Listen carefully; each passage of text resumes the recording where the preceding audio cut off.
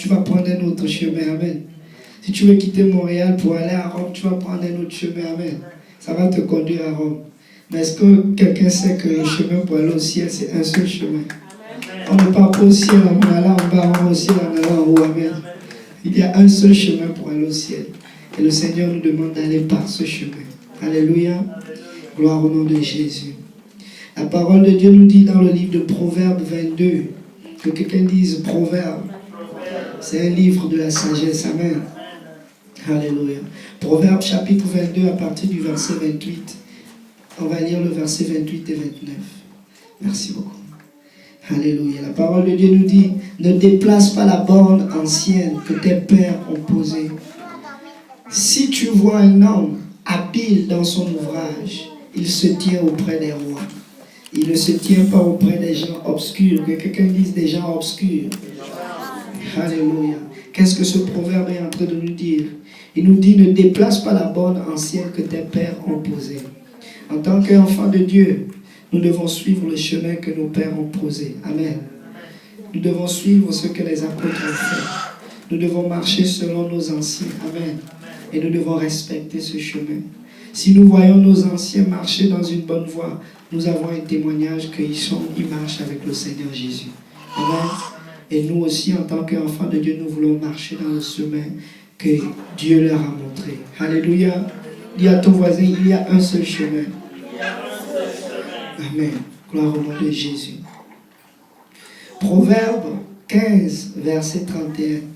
Aujourd'hui, le Seigneur m'a mis tellement de passages à cœur que je vais lire les passages et je vais vous donner la conclusion du message. Amen. Amen. Proverbe 15, verset 31 dit ceci. L'oreille attentive aux réprimandes qui mènent à la vie fait son séjour au milieu des sages. Amen. Alléluia. Ceci veut dire que si tu veux être sage, tu dois demeurer avec les sages. Amen. Et la sagesse, c'est quelque chose que tu vois en fonction de ce que quelqu'un fait ou ne fait pas. Amen. Si tu vois quelqu'un vivre une mauvaise vie, ben, tu vas dire qu'il a une mauvaise vie. Amen. Mais tu peux reconnaître un sage et un fou. Amen. Si moi je suis en train de conduire sur la rue de Saint-Jérôme dans ce sens et tu vois quelqu'un d'autre conduire dans l'autre sens, tu vas suivre qui? Tu vas aller dans l'autre sens ou tu vas aller dans le bon sens? Pourquoi? Parce que c'est la bonne direction. Amen. Mais tu vas suivre toutes les personnes qui vont dans la bonne direction. Amen. Si tu vas dans le sens opposé, qu'est-ce qui va se passer? Tu auras un accident. Amen. Alléluia. Et dans la parole de Dieu, c'est la même chose. En tant qu'enfants de Dieu, nous sommes en train de marcher pour aller au ciel. Amen. Et nous voulons aller dans le bon chemin. Dis à ton voisin, il y a un seul chemin. Alléluia. Alléluia, Jésus. Je suis tombé encore sur un enseignement que Pasteur Kaouzi avait prêché en 2016. En 2016, Pasteur Kaouzi parlait des garde-fous. Est-ce que quelqu'un, je pense que les gens de Saint-Laurent se rappellent de cette étude biblique-là, les garde-fous. Ah, vous ne vous rappelez pas. Amen. On a parlé des garde-fous. Amen. Et je vais prendre exactement ce qu'il a dit. Un garde-fou, c'est un système qui est conçu pour empêcher des véhicules, des enfants, des personnes distraites de s'égarer dans des zones dangereuses. Que quelqu'un dise des zones dangereuses. En dehors des limites de sécurité. Un balcon est un garde-fou. Amen. Un balcon empêche un enfant de tomber. Alléluia. Les escaliers à la maison pour aller au sous-sol, c'est un garde-fou. On ne va pas juste laisser le sous-sol être sous-sol sans mettre les escaliers. Tu arrives, tu tombes. Amen. Qu'est-ce qui va se passer si on ne mettait pas les escaliers au sous-sol? Tu allais tomber et puis tu allais te faire mal. Amen. Aujourd'hui, toutes les maisons qui ont un sous-sol ont des escaliers. Alléluia. C'est parce que c'est le bon chemin. Amen. Amen. Alléluia. Il y a un seul chemin. Alléluia. Amen. Gloire au nom de Jésus. Un balcon est un garde-fou pour prévenir de tomber et de se faire mal. Nous avons besoin de garde-fous sur des autoroutes, par exemple. N'est-ce pas? Quand vous allez sur l'autoroute, les voitures vont à une vitesse excessive. Amen. Amen. Si on ne mettait pas des garde-fous pour séparer deux voies, mais on allait se retrouver dans des carambolages terribles. Amen. Sur les voies qui sont petites, il y a des garde-fous aussi. La ligne jaune permet de faire la limite entre la voiture qui va à droite et la voiture qui va à gauche. Amen. Et cette ligne, c'est appelé le garde-fou. Dis à ton voisin, j'ai besoin d'un garde-fou. Même à la maison, quand les parents donnent des règles à ne pas désobéir, c'est parce qu'ils veulent nous protéger. Amen. Amen. Ils nous disent de ne pas toucher le four quand c'est chaud. On dit aux enfants de ne pas toucher. Amen. On met ces choses-là à l'égard des enfants pour qu'ils ne viennent pas toucher. Amen. Dis à ton voisin, tu as besoin de garde-fous. Pourquoi des garde-fous? Un garde-fou est nécessaire à cause de l'espace de manœuvre qui est restreint. Quand nous conduisons sur l'autoroute, vu que l'espace est restreint, chacun doit respecter sa ligne. Amen. Parce que si tu roules n'importe comment sur l'autoroute, qu'est-ce qui va se passer? Il y aura un accident. Amen. Amen. C'est pour cette raison qu'on a besoin de garde-fous. Et le Seigneur Jésus nous dit dans le livre de Matthieu au chapitre 7, il dit ceci. Il y a beaucoup de chemins. Amen. Qui mènent vers la perdition. Mais il y a un seul chemin qui mène vers la vie éternelle. Amen. Et ce chemin est petit, il est restreint. Il y a des garde-fous sur ce chemin. Que quelqu'un dise, il y a des garde-fous sur ce chemin. Pourquoi le Seigneur met des garde-fous? On met un garde-fou pour empêcher qu'un malheur nous arrive. Amen. Dieu a mis un garde-fou dans la vie d'Adam et Ève au jardin d'Éden. Amen. Il leur a dit, ne mangez pas de ce fruit-là, le fruit de l'arbre de la connaissance du bien et... Parce que si vous en mangez, qu'est-ce qui va se passer? Alléluia. Il leur a dit, il a donné un commandement. Et qu'est-ce qui s'est passé? Ils ont mangé. Ça veut dire qu'ils ont outrepassé ce garde-fou-là. Et ça conduit à la mort. Amen. Dis à ton voisin, ne fais pas comme nos pères. Alléluia. Ne fais pas comme les fous. Fais comme les gens qui sont sages. Amen. Alléluia. Un garde-fou est aussi utilisé sur une voie qui est très très petite, utile, utilisée par les automobiles. Il permet de séparer des voies entre deux et de délimiter le sens de la circulation. Il faut savoir que les garde-fous, ce sont des barrières de sécurité et ne sont jamais placées dans le gouffre. Amen. Tu vas mettre la barrière du balcon, tu le mets en bas. Est-ce que ça va te protéger? Ça ne va pas te protéger. Amen. Je dis, si ici il y avait un balcon, par exemple, de cette estrade jusqu'ici, où est-ce qu'on doit mettre le balcon? Est-ce qu'on doit mettre le balcon ici ou bien on le met là-bas? La barrière. On met la barrière, juste avant de tomber dans le trou. Amen.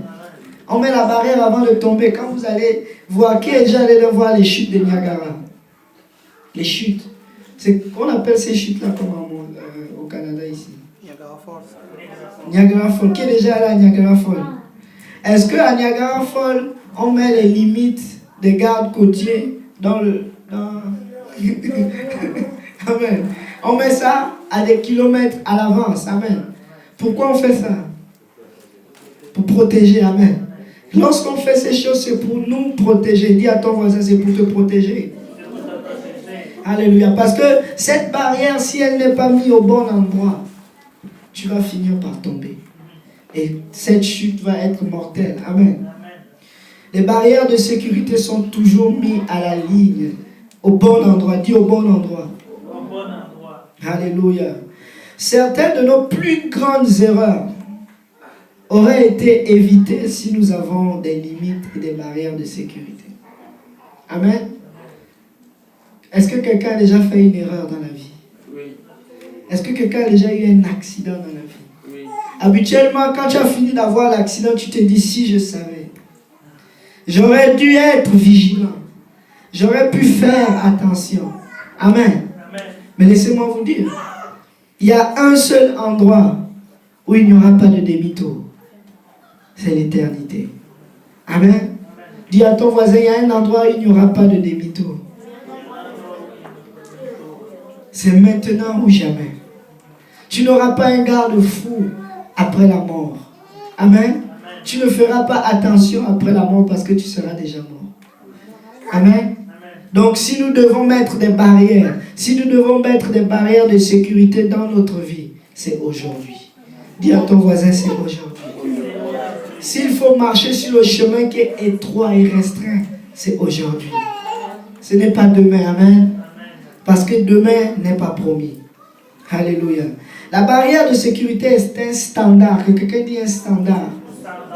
Un standard de comportement personnel qui devient une question de conscience. C'est-à-dire, tu te mets des principes que tu dois respecter. Ça va devenir un principe fondamental dans ta vie. C'est-à-dire, si on te dit ne vole pas, tu sais que voler, ce n'est pas bien même. Mais si tu te vois en train de commettre une action, ce principe, cette barrière de sécurité te dit, ce n'est pas bon de voler. Amen. Et tu te bats contre cela. Amen. Alléluia. Dis à ton voisin, tu as besoin de barrières de sécurité. C'est un engagement qui fonctionne comme un signal d'avertissement face au danger. Frapper un garde-fou, vaut mieux frapper le garde-fou que de tomber dans le gouffre. Amen. Vaut mieux se battre avec le commandement que de ne pas avoir de commandement. Amen. Vaut mieux connaître le commandement que d'outrepasser le commandement sans pourtant le connaître. Parce qu'à la fin, il y aura une destination. Amen. Si moi je dis je ne me mets aucune barrière dans ma vie, je ne mets aucun principe, je ne mets aucune limite, je vis comme je dois vivre. Mais laissez-moi vous dire qu'il y aura toujours un résultat. Amen. Et ce résultat sera mauvais. Alléluia.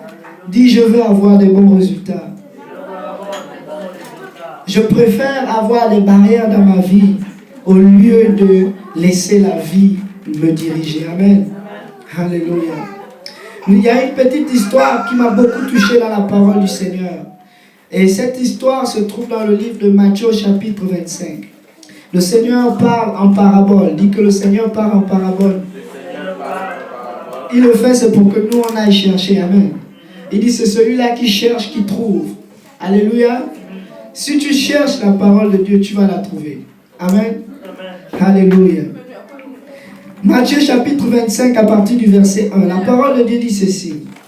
Dis à ton voisin, ne sois pas distrait. Même si pasteur parle doucement aujourd'hui, mais il dit la vérité. Amen. Parce que des fois je crie, mais aujourd'hui je ne crie pas. Amen. Alors le royaume des cieux sera semblable à 10 vierges qui, ayant pris leur lampe, allèrent à la rencontre de l'époux. Que quelqu'un dise à la rencontre de l'époux. Alléluia. 5 d'entre elles étaient folles et 5 sages. Les folles, en prenant leur lampe, ne prirent point d'huile avec elles, mais les sages prirent avec leur lampe de l'huile dans des vases. Est-ce que vous voyez cette image? Amen. 2 personnes vont rencontrer le Seigneur Jésus. 2 personnes décident par eux-mêmes, moi je veux aller au ciel. Ils commencent à marcher. L'autre sait qu'en chemin, il peut avoir des accidents. Amen. En chemin, il peut avoir des situations imprévues. Je me garde quelque chose. Amen. Je prépare déjà une bouteille d'huile en réserve. Je suis en train de faire un long voyage. Je vais aller à Ottawa, c'est à 2 heures de route. Je vois dans mon kilométrage, je vois la barre d'essence, je suis déjà à 5. Est-ce que je vais arriver à Ottawa? Je ne vais pas arriver à Ottawa. Mais si tu es sage, tu vas dire, je vais préparer déjà l'argent dans ma poche. Amen. Je vais être prêt. Toute éventualité, je serai prêt. Amen. Les vierges, je dis toujours les sages folles et les sages sages. Mais ce sont les vierges. Amen. Ce sont des vierges. Que quelqu'un dise des vierges. Ça veut dire qu'elles étaient pures. Amen. Elles étaient propres, elles étaient lavées, elles étaient sanctifiées. Amen. Elles savaient où est-ce qu'elles allaient. Mais, laissez-moi vous dire, il ne suffit pas d'être sanctifié. Il ne suffit pas d'être lavé, ni de savoir où l'on va. Mais il faut faire quelque chose. Amen. Il faut être sage. Dis à ton voisin, il faut être sage. Alléluia. 5 d'entre elles étaient folles et 5 sages. Les sages ont pris de l'huile et les folles n'ont pas pris de l'huile. Comme l'époux tardait, toutes s'assoupirent et s'endormirent. Au milieu de la nuit, on cria, voici l'époux, allez à sa rencontre. Que quelqu'un dise, voici l'époux. Est-ce que tu es prêt? Alléluia. Voici l'époux, allez à sa rencontre. Alors toutes ces vierges se réveillèrent et préparèrent leur lampe. Que quelqu'un dise, prépare ta lampe. Alléluia. Elles préparèrent leur lampe. Les folles dirent aux sages, donnez-nous de votre huile, car nos lampes s'éteignent. Les sages répondirent non. Dis à ton voisin non. Il n'y en aura pas assez pour nous et pour vous. Allez plutôt chez ceux qui en vendent et en achetez pour vous.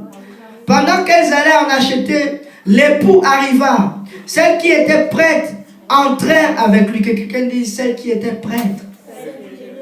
Elles entrèrent avec lui dans la salle de noces. Et la porte fut fermée. Plus tard, les autres vierges virent et dirent, Seigneur, Seigneur, ouvre-nous. Mais il répondit, je vous le dis en vérité, je ne vous connais pas. Veillez donc, puisque vous ne savez ni le jour ni l'heure. Amen. Cette histoire m'a beaucoup touché. C'est des personnes qui étaient déjà en train de marcher sur le chemin du salut. C'est des personnes qui étaient déjà vierges. C'est des personnes qui connaissaient le Seigneur Jésus. Mais laissez-moi vous dire, le Seigneur leur dit en retour, je ne vous connais pas. Amen. Je ne vous connais pas. La parole de Dieu dit, Seigneur, ta parole est une lampe à nos pieds. Amen. La parole de Dieu, c'est la lampe qui nous dirige. Amen. Est-ce que quelqu'un sait que la parole de Dieu est une lampe? Alléluia. Psaume 119. À partir du verset 10, la parole de Dieu dit, par tes ordonnances, je deviens intelligent. Aussi, je hais toute voix de mensonge. Ta parole est une lampe à mes pieds et une lumière sur mon sentier. Je jure, je le tiendrai d'observer tes lois et ta justice. Ça, c'est David qui le dit. Seigneur, je sais que c'est ta parole qui va me conduire au bon endroit parce que c'est ta parole qui va m'éclairer. Amen. C'est ta parole qui va me diriger. C'est cette parole-là qui va me conduire près de toi. Alors, je veux me mettre comme barre de sécurité de toujours lire cette parole-là, de toujours garder cette parole-là, de toujours la mettre en pratique. Parce que je sais que c'est cette parole qui va me garder sur le chemin lorsque tu vas venir. Amen. Dis à ton voisin, j'ai besoin de la parole. Alléluia. La parole de Dieu dit encore dans le livre de Hébreux, que quelqu'un dise les Hébreux. Alléluia.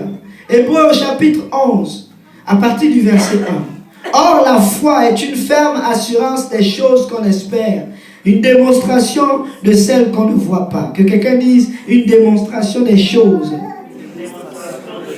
celles qu'on ne voit pas. Alléluia. Pour l'avoir possédé, les anciens ont obtenu un témoignage favorable. C'est par la foi, que quelqu'un dise la foi.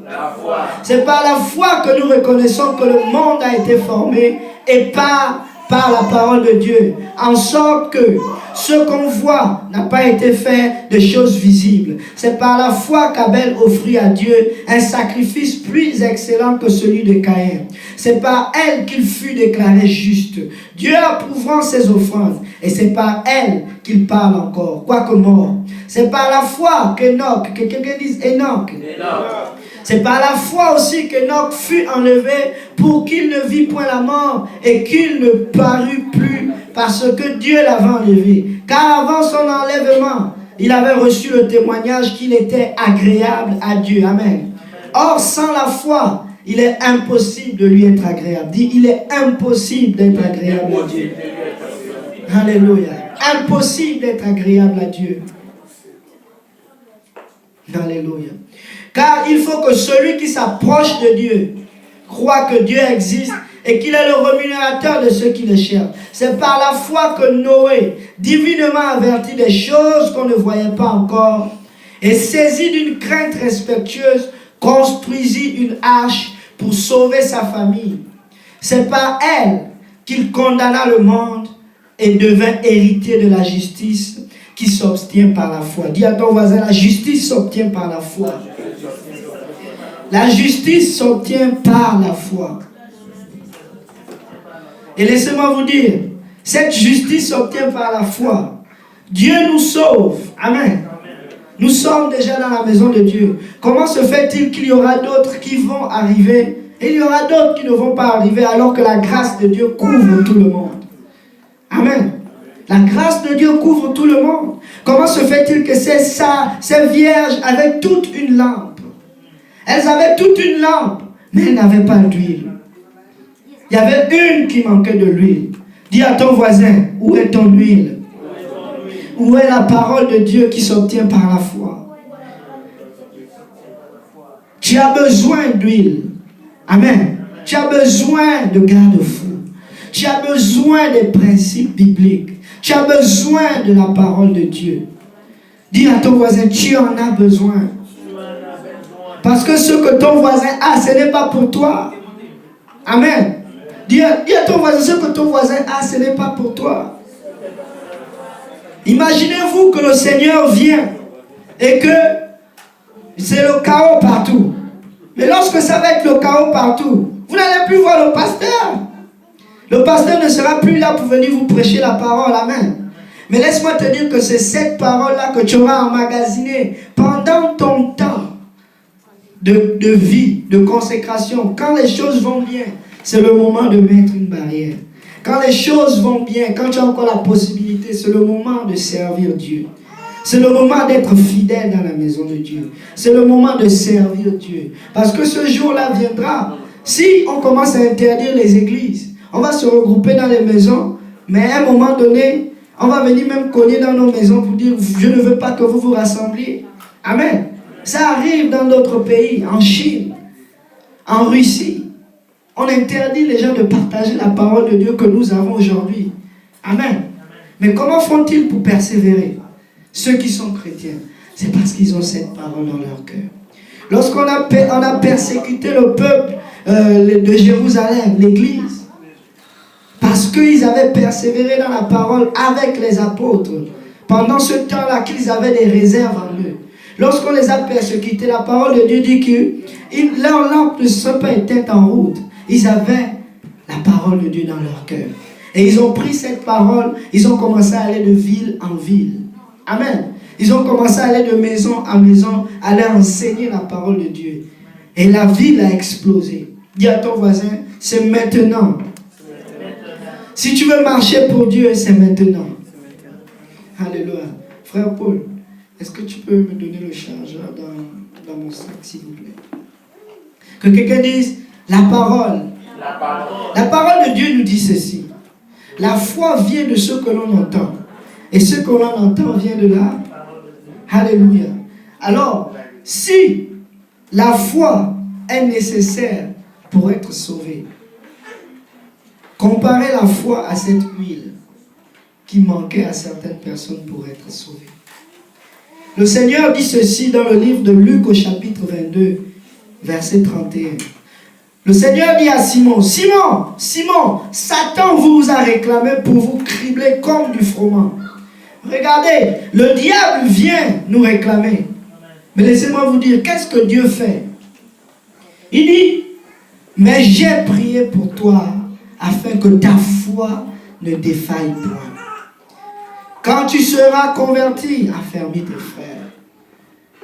Dis, la foi est importante. Amen. N'oubliez toujours pas ce rapport, la foi et la parole de Dieu.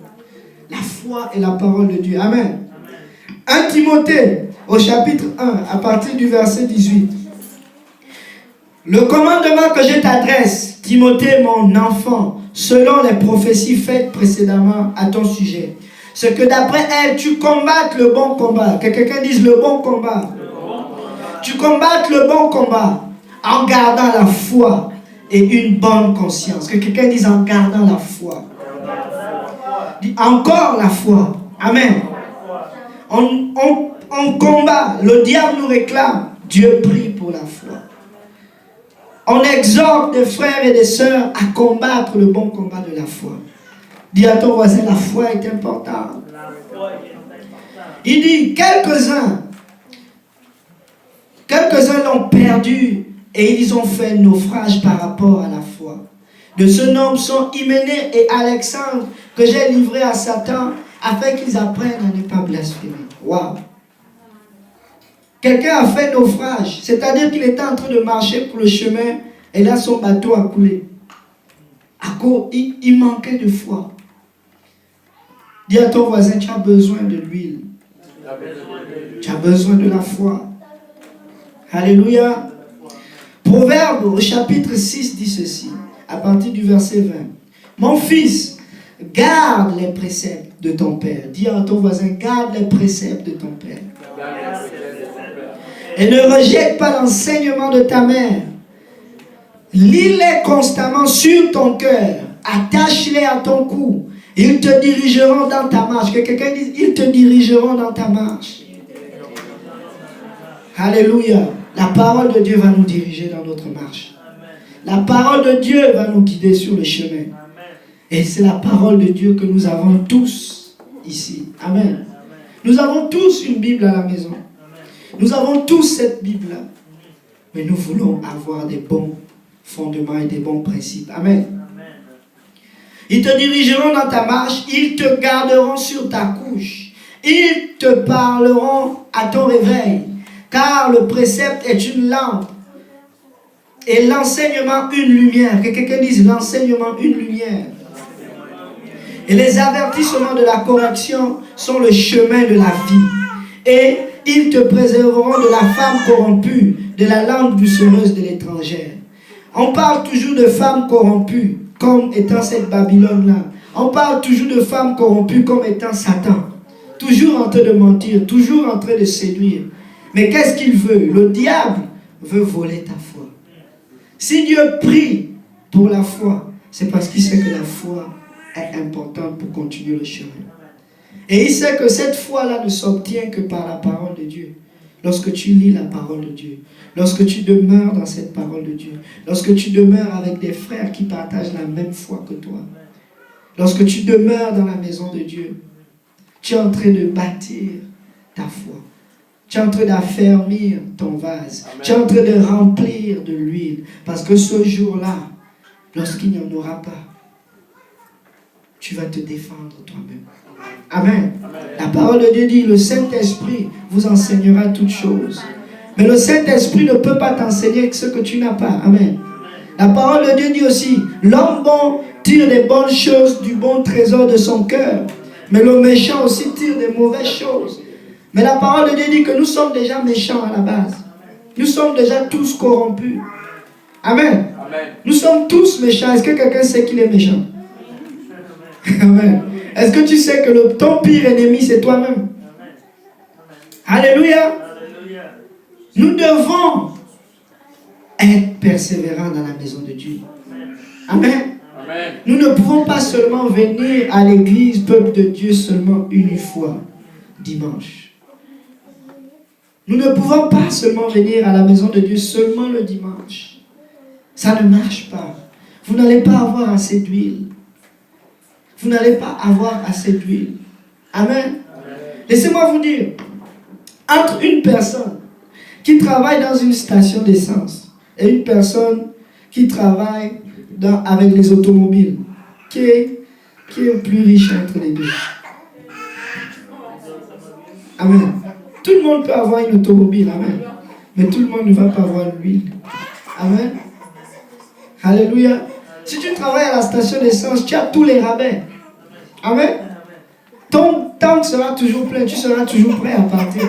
Mais celui qui a seulement la voiture, quand il va lui manquer de l'essence, il n'en aura pas. Laissez-moi vous dire, nous devons avoir la foi. Et nous devons mettre cette foi en pratique, peuple de Dieu. Abel et Caïn, on a dit la foi d'Abel. La foi d'Abel, c'est ce qui parle jusqu'à aujourd'hui. Mais qu'est-ce que Abel a fait, peuple de Dieu? Abel a décidé de mettre tous ses œufs dans le même panier. À cette époque, il ne mangeait même pas les animaux, mais il a décidé de devenir berger pour le Seigneur. Parce qu'il avait foi en Dieu. Parce qu'il savait qu'il faisait le travail de Dieu. Et quand le Seigneur allait revenir, il allait venir chercher celui-là qui a mis sa foi en lui. Il allait chercher celui-là qui a pratiqué sa parole. Il allait chercher celui-là qui a obéi à ses commandements. Amen. Amen. Caïn, par contre, il a fait comme tout le monde. Il a pris les autres chemins. Amen. Il a dit, moi, je veux devenir cultivateur, les belles pommes, les belles oranges. Amen, c'est bon à manger. Je ne pense qu'à moi-même, je ne pense qu'à mon ventre. Quand Dieu va venir, je vais dire, me voici Seigneur, c'est moi. Je suis Abel, regarde les meilleurs fruits. Je suis Caïn, pardonnez-moi, les meilleurs fruits. Regarde cette pomme, elle est belle. Amen. Dieu va dire, je ne te connais pas. Je ne te connais pas, amen. Il était propre, il faisait un travail, amen. Mais nous ne devons pas faire n'importe quel travail dans la maison de Dieu. Amen. Nous ne devons pas faire n'importe quel travail dans la maison de Dieu. Si notre priorité est juste de travailler pour le monde, et nous ne faisons rien pour Dieu, et à la fin on va venir à la porte, le Seigneur va nous dire, je ne vous connais, je ne vous connais, je ne vous connais point. Peuple de Dieu, si ton premier travail que tu dois avoir officiel, c'est de travailler dans la maison de Dieu, c'est de travailler pour le Seigneur. Amen.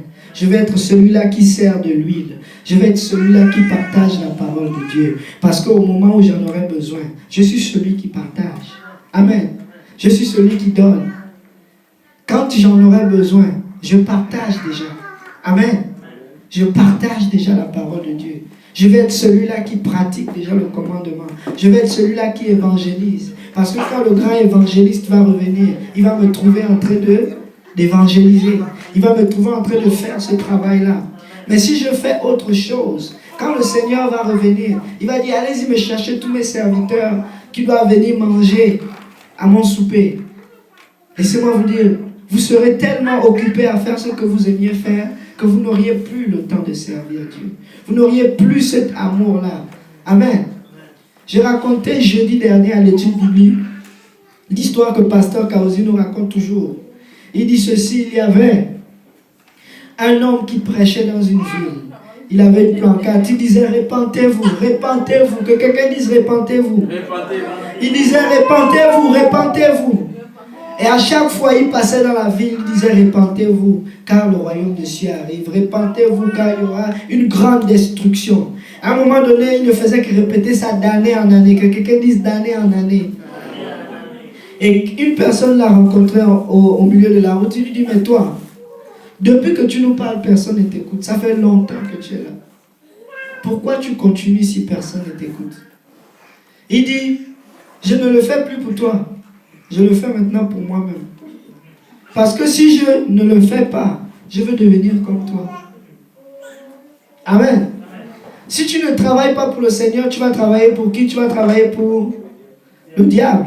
Tu travailles pour quelqu'un. Tu es salarié pour ton travail. Amen. Il n'y a pas quelqu'un qui ne travaille pas, qui ne reçoit pas de salaire. Amen. Dis à ton voisin, je vais travailler pour le Seigneur. Alléluia. Le livre de Jude nous dit encore ceci.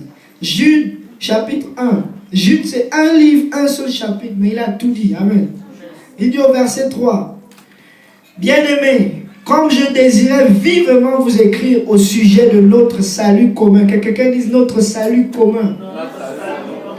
Je me suis senti obligé de le faire afin de vous exhorter à combattre pour la foi. Encore la foi. Que quelqu'un dise encore la foi.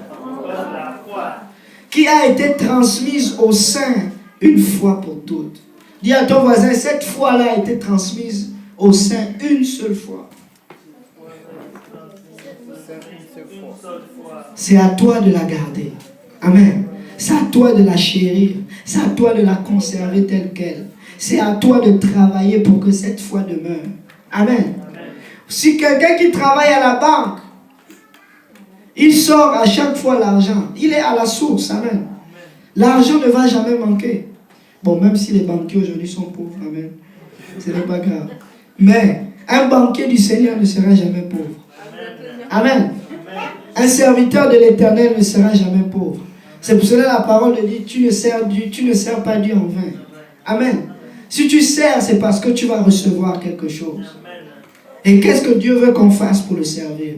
Il veut seulement qu'on puisse partager cette bonne nouvelle. Mais si tu veux partager la bonne nouvelle, ça prend que tu sois dans la maison de Dieu.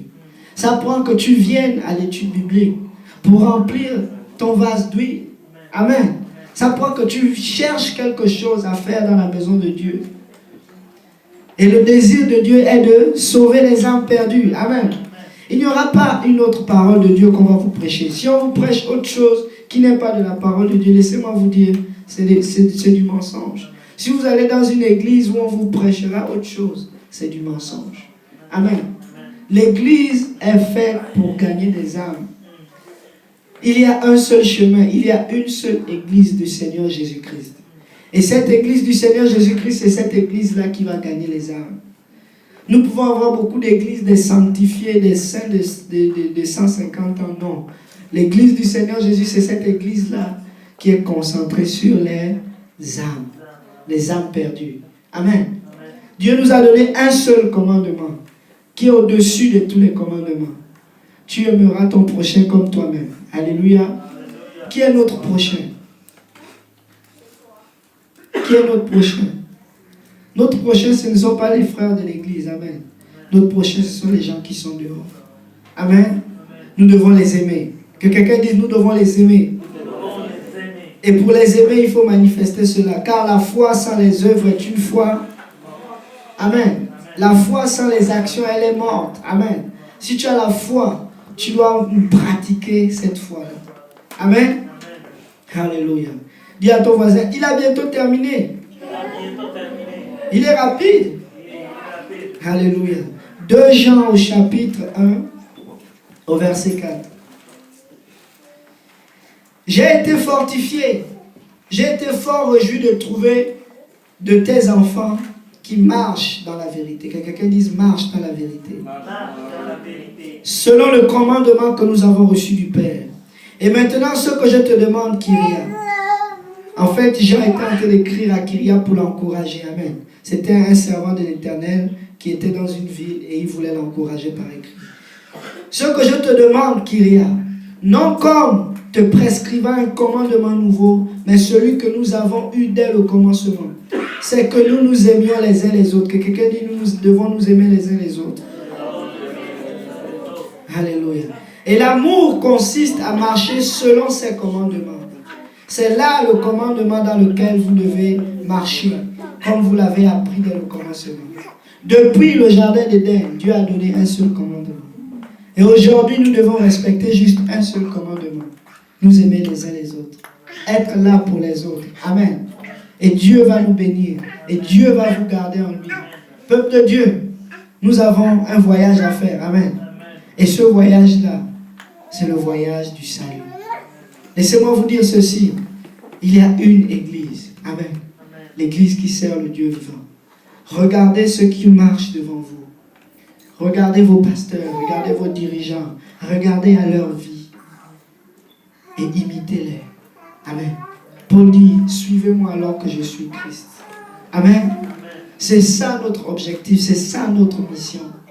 Pour être sur le chemin de la vérité, nous devons demeurer sur ce bon chemin-là. Nous devons suivre l'exemple de nos anciens. Nous ne devons pas chercher à faire autre chose, mais nous devons chercher à faire la chose qui marche. Amen. Josué était le serviteur de Moïse. Lorsque Moïse est mort, Dieu a choisi qui? Mais lorsque Josué est mort, Dieu a choisi qui? Personne. Parce que personne ne voulait suivre Josué. Élisée était le serviteur de... Lorsque Élie est mort, qu'est-ce que Élie a fait? Il a suivi Élisée. Si vous lisez l'histoire d'Élisée, son serviteur n'a pas fait exactement tout ce qu'il lui demandait de faire. Et il avait même été frappé par une maladie à cause de ça. Amen. Dis à ton voisin, tu dois suivre ton dirigeant. Jusqu'à date, Dieu établit toujours des hommes Amen. Pour diriger dans la maison de Dieu. Suivez ceux-là qui marchent selon les principes de la parole de Dieu. Amen. Ne cherchez pas beaucoup d'autres choses, parce qu'il n'y en a pas. Amen. Il y a un seul chemin, une seule vérité. La chose qui compte, c'est que tu te sauves toi-même et que tu sauves ceux à qui tu vas enseigner la bonne parole de Dieu. Amen. Nous voulons être sauvés. Qui veut être sauvé? Alléluia. Si tu ne veux pas être sauvé, ne lève pas la main. Amen. Lève quand même la main. Nous, on veut que tu sois sauvé. Amen. Le même livre de 2 Jean, au verset 7, dit ceci. 2 Jean chapitre 1, verset 7. Car plusieurs séducteurs sont entrés dans le monde qui ne confessent point que Jésus-Christ est venu en chair. Que quelqu'un dise des séducteurs. Il y aura des séducteurs. Amen. Celui qui est tel, c'est le séducteur et l'antéchrist. Celui-là qui ne confesse pas que Jésus-Christ est venu en chair, c'est l'antéchrist. Il dit, prenez garde. Que quelqu'un dise, prends garde. Prenez garde à vous-même afin que vous ne perdiez pas le fruit de votre travail, mais que vous receviez une pleine récompense. Quiconque va plus loin et ne demeure pas dans la doctrine de Christ n'a point Dieu. Amen. Dis à ton voisin, quiconque va plus loin que ça. Si quelqu'un vient vous dire qu'il y a plus que Jésus-Christ, si quelqu'un vient vous dire, l'église ce n'est pas les armes, l'église ce n'est pas la mort, l'ensevelissement et la résurrection du Seigneur Jésus-Christ. L'église ce n'est plus le baptême au nom de Jésus. L'église ce n'est plus d'observer les commandements. L'église ce n'est plus obéir à Dieu. Laissez-moi vous dire que cette personne est un séducteur. Amen. Et il y en a beaucoup aujourd'hui. À date, une personne qui est dans la maison du pain, si tu sors de la maison du pain, c'est le malheur et le trouble qui t'attendent dehors. Et 2 fois même, tu ne reviens jamais. Le fils prodige, il était le fils choisi. Amen. Mais il a voulu personnellement sortir de la maison avec ses biens. Amen. Dis à ton voisin, ne dilapide pas tes biens. Le diable veut ta foi. Parce que s'il a ta foi, tu vas chavirer et tu vas perdre le salut. Tu vas perdre ton travail. Amen. Donc, regardez vos dirigeants, regardez les personnes qui ont marché selon les principes bibliques et suivez-les. S'ils marchent selon la parole de Dieu, suivez-les. Amen. Ne cherchez pas d'autres choses. Amen. Ne cherchez pas d'autres doctrines, parce qu'il y a une seule doctrine. Nous sommes édifiés par les fondements des apôtres. Amen. Et les apôtres enseignaient Jésus-Christ et Jésus-Christ crucifié. Amen. Et c'est ce que nous faisons encore aujourd'hui. Nous enseignons Jésus-Christ et Jésus-Christ crucifié. Nous enseignons que Jésus-Christ est mort. Nous enseignons que Jésus-Christ a été enseveli et qu'il est ressuscité. Que tous ceux-là qui croiront en ce Jésus-Christ et qui seront baptisés au nom de Jésus-Christ pour le pardon de leurs péchés, ils vont être sauvés. Mais ils ne vont pas seulement être sauvés en se faisant baptiser seulement au nom de Jésus. Ils vont être sauvés parce qu'ils vont recevoir le cadeau de Dieu, le don du Saint-Esprit. Ils ne vont pas être sauvés seulement à cause d'avoir reçu le Saint-Esprit, mais ils vont être sauvés à cause de la sanctification. Parce que sans la sanctification, nul ne verra le Seigneur. Amen. Et pour être sanctifié, il faut persévérer dans la parole de Dieu. Il faut persévérer dans l'enseignement. C'est le moment de mettre des barrières. C'est le moment de mettre des garde-fous dans ta vie. Et si tu veux avoir des garde-fous dans ta vie, il faut que tu viennes dans la maison de Dieu écouter cette parole-là. Tu as besoin d'être enseigné. Amen. Et ne prends pas seulement l'enseignement pour toi. Va aussi enseigner à quelqu'un d'autre. Parce que celui qui enseigne ne manque pas de s'enseigner lui-même. Amen. Celui qui partage ne manque pas de recevoir ce qu'il partage. Amen. Un cuisinier, est-ce que vous avez déjà entendu dire qu'un cuisinier a faim? Moi, je ne veux jamais mourir de faim dans toute ma vie. Je veux toujours ouvrir le congélateur, le frigidaire, n'importe quoi, je veux savoir cuisiner. Amen. Parce que je suis cuisinier. Est-ce que de haut, tu peux mourir de faim? Tu peux être à la maison et dire, là, il manque quelque chose, j'ai faim. Amen. Tu auras toujours quelque chose à manger. Parce que tu es cuisinier. Mais laissez-moi vous dire, si vous travaillez pour le Seigneur Jésus-Christ, si vous êtes des évangélistes, si vous êtes des enseignants de cette parole-là, vous allez obligatoirement être sauvés. Je vous dis, pour être sauvé, il faut faire quelque chose. Et c'est de garder la foi. Et le meilleur moyen de garder la foi, c'est cette parole que tu reçois, tu la partages. Amen. Cette parole que tu reçois, tu la partages. Parce que si tu ne la partages pas, quelqu'un va venir la voler. Et c'est le diable qui veut voler ta foi. Amen. Il va venir la voler en faisant quoi? En mettant autre chose dans ta vie. Il va t'appâter avec autre chose. Il va t'appâter avec le travail. Il va t'appâter avec les choses du monde. Amen. Nous avons parlé dans notre étude biblique ce jeudi. Nous avons parlé de la chair. Amen. Dieu a dit à Adam et Ève de cultiver le jardin. Mais laissez-moi vous dire, quand Dieu parlait de cette manière, il ne parlait pas seulement du jardin que vous voyez avec les yeux, mais il parlait de leur propre cœur, de leur propre terre. Parce que l'homme a été formé de la terre. Il dit, va cultiver cette terre d'où tu as été tiré. En d'autres termes, va travailler sur toi-même. Le mot travailler veut dire assujettir. C'est le mot cultiver. Ça veut dire soumettre à la domination. Si tu ne travailles pas sur toi-même, c'est cette terre qui va travailler sur toi.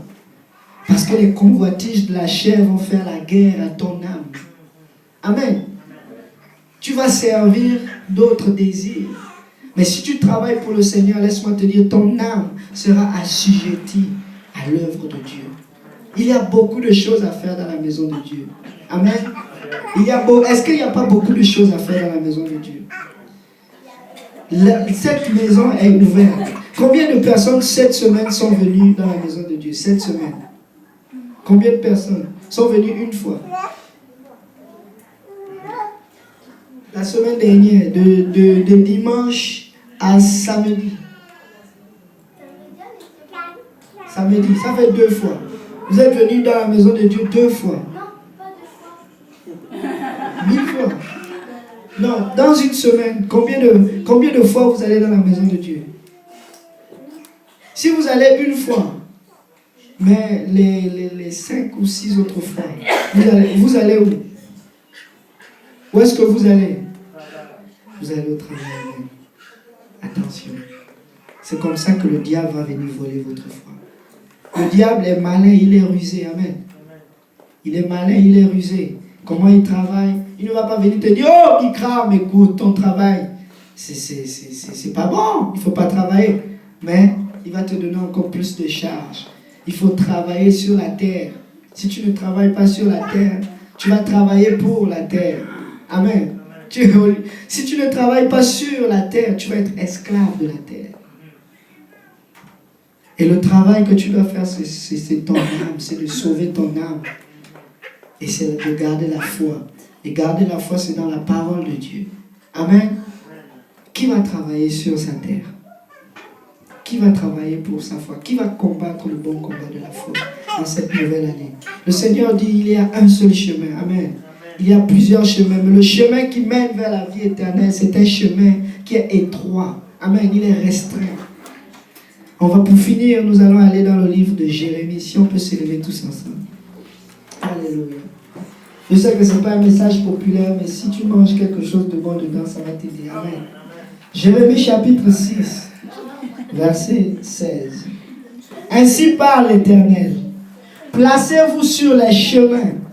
Regardez et demandez quels sont les anciens sentiers. Quelle est la bonne voie. Marchez-y et vous trouverez le repos pour vos âmes. Mais ils répondirent, nous n'y marcherons pas. J'ai mis près de vous des sentinelles. Soyez attentifs au son de la trompette. Mais ils répondirent, nous n'y serons pas attentifs.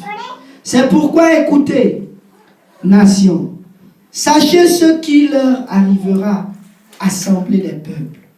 Écoutez, terre, voici, je fais venir sur ce peuple le malheur, fruit de ses pensées, car ils n'ont point été attentifs à mes paroles et ils ont méprisé ma loi. Alléluia.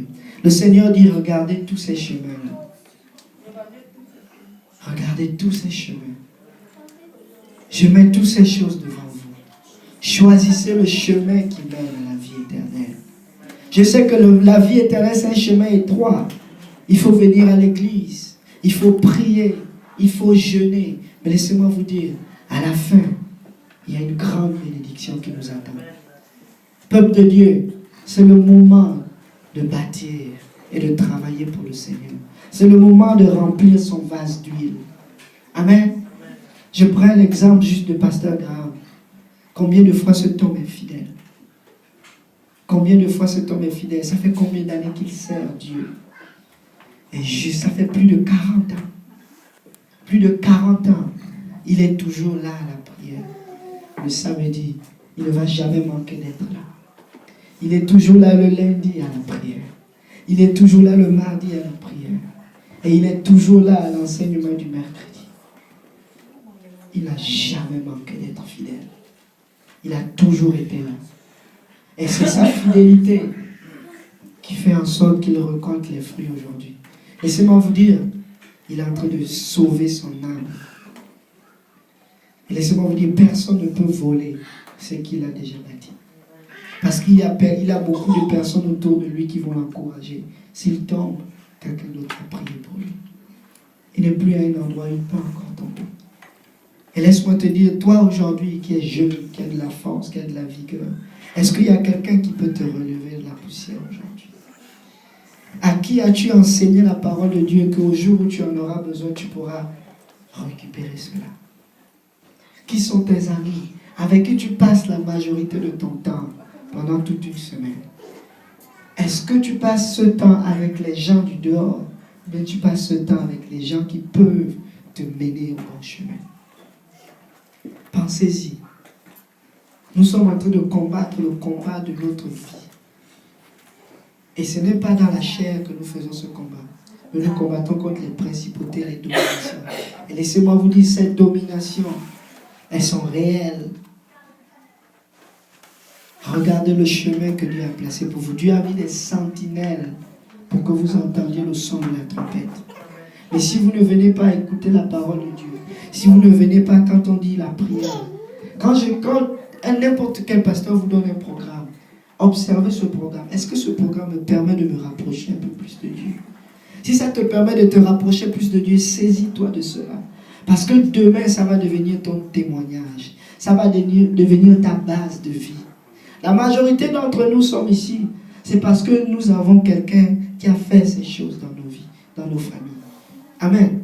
Si les enfants du frère Jonas sont ici, laissez-moi vous dire, c'est parce que le frère Jonas lui-même, il est déjà là. Et demain, quand il ne sera pas là, ces enfants auront déjà une base à suivre. Peuple de Dieu, c'est le moment de suivre le Seigneur, de le servir. Nous avons besoin des personnes qui doivent enseigner les études bibliques en népalais. Ouais. Elles sont où? Nous avons besoin des personnes pour faire un service en népalais ici. Elles sont où? Et pourtant, vous êtes là en népalais. Amen. Alléluia. Il y a du travail à faire dans la maison de Dieu. Et je veux mettre ma main dans le vase. Vous avez nos frères népalais qui sont partis. Laissez-moi vous dire, c'est difficile. Quelqu'un qui sort de la maison de revenir. Surtout dans ces temps où nous sommes, peuple de Dieu, nous sommes dans un temps où le Seigneur est en train d'épurer son Église. Je vous le dis, Dieu est en train d'épurer son Église. La foi est te donnée une fois pour toutes. Si tu méprises la grâce et le sang de Jésus-Christ, si tu le piétines et que tu le fous le pied, il n'y aura pas une autre rédemption pour toi. Le Seigneur va juste te livrer à tes désirs. Essayez d'aller parler à quelqu'un qui a décidé de ne plus servir Dieu. C'est difficile. C'est difficile. Donc, je vous exhorte à faire attention et à prendre votre marche au sérieux. Parce que nous voulons aller à cet endroit-là. Amen. S'il y a des conditions, c'est le moment de prendre ces conditions entre les mains et de les mettre en pratique. Amen. S'il y a des choses à faire, c'est aujourd'hui que tu vas faire ces choses. S'il y a des engagements à prendre, c'est aujourd'hui que tu dois prendre ces engagements. Amen. Parce que demain n'est pas promis. Nous avons tous pris des engagements en janvier. Ouais, je vais plus aller à l'église, je vais plus faire ceci, mais regardez où nous sommes. La majorité de ces engagements sont déjà partis. Amen. Il faut persévérer. Dis à ton voisin, je vais persévérer. Alléluia. Alléluia. Alléluia. Si on peut juste prendre un temps de prière et de remercier le Seigneur de nous aider à nous engager un peu plus pour lui. Alléluia, Seigneur. Éternel des armées, Papa, tu as mis devant nous le chemin de la vie, Seigneur, le chemin de la mort. Papa, nous voulons marcher dans le chemin de la vie afin que nous puissions vivre, Seigneur. Papa, tu as mis devant nous des sentinelles. Papa, tu as mis devant nous, Père éternel, ton Église. Pour que nous puissions, Seigneur Jésus, recevoir encore, Papa, ta parole. Tu as mis devant nous, Papa, toutes les armes nécessaires, Seigneur, pour que nous puissions être sauvés, Seigneur.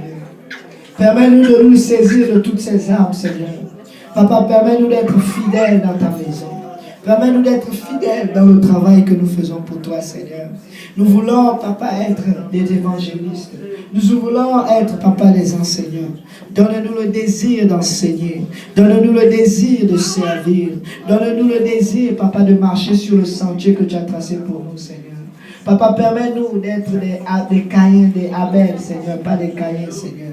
Permets-nous d'être des travailleurs, permets-nous d'être des sacrificateurs pour toi, Seigneur Jésus. Nous avons besoin de toi dans nos vies, Seigneur.